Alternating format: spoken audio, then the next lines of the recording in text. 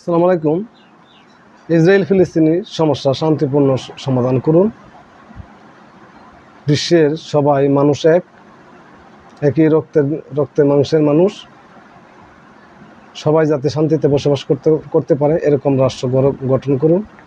দ্বিরাষ্ট্র ভিত্তিক সমস্যার সমাধান করলে ভালো হয়। 2 ইসরায়েলি মন্ত্রীর উপর নিষেধাজ্ঞা দিয়েছে যুক্তরাজ্য সহ 5 দেশ। বিবিসি নিউজ বাংলা থেকে আলোচনা করছে।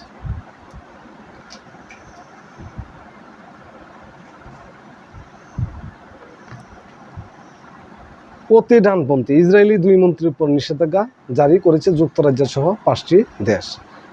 অধিকৃত পশ্চিম তীরে ফিলিস্তিনি সম্প্রদায়ের বিরুদ্ধে বারবার সহিংসতার উস্কানি দেওয়ার অভিযোগে তাদের বিরুদ্ধে এই সিদ্ধান্ত নেওয়া হয়েছে। এই পদক্ষেপের অংশ হিসাবে ইসরায়েলি মন্ত্রী ইতামার বেন গাভির এবং বেজালেল স্মোট্রিচ এই দুজনকে যুক্তরাজ্যে প্রবেশ করতে দেওয়া হবে না। সেই সাথে দেশটিতে থাকা তাদের সব সম্পদ জব্দ করা হবে। অস্ট্রেলিয়া, নরওয়ে, কানাডা এবং নিউজিল্যান্ডের সাথে যৌথভাবে এই পদক্ষেপ নেওয়া হয়েছে, যা মঙ্গলবার ঘোষণা করা হয়। এই পদক্ষেপের জবাবে ইসরায়েল বলছে, নির্বাচিত প্রতিনিধি এবং সরকারের সদস্যদের বিরুদ্ধে এই ধরনের ব্যবস্থা গ্রহণ অত্যন্ত নিন্দনীয়। যুক্তরাজ্যের পররাষ্ট্রমন্ত্রী ডেভিড লামি বলেন, ইসরায়েলের অর্থমন্ত্রী স্মোট্রিচ এবং জাতীয় নিরাপত্তা মন্ত্রী বেন গভির চরম সহিংসতা এবং ফিলিস্তিনের মানবাধিকার গুরুতর অপব্যবহারের সুযোগ উস্কে দিয়েছে।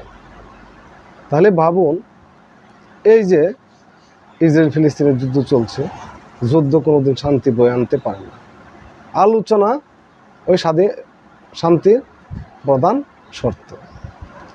আমরা আশা করব এখানে তাড়াতাড়ি যুদ্ধবিরতি কার্যকর হবে। আমরা বিশ্ববাসীর কাছে যুদ্ধবিরতির দাবি করি। দেখুন, এই 1948 সাল থেকে অদ্যাবধি পর্যন্ত বহু লোক মৃত্যুবরণ করেছে, শহীদ হয়েছে এই ইসরায়েল ফিলিস্তিনি যুদ্ধে, কিন্তু মাটির জায়গায় রয়েছে আদৌ পর্যন্ত। দ্রুত গতিতে যুদ্ধ বন্ধ করা বিশ্ববাসীর দাবি। সবাই ভালো থাকুন, সুস্থ থাকুন। ধন্যবাদ।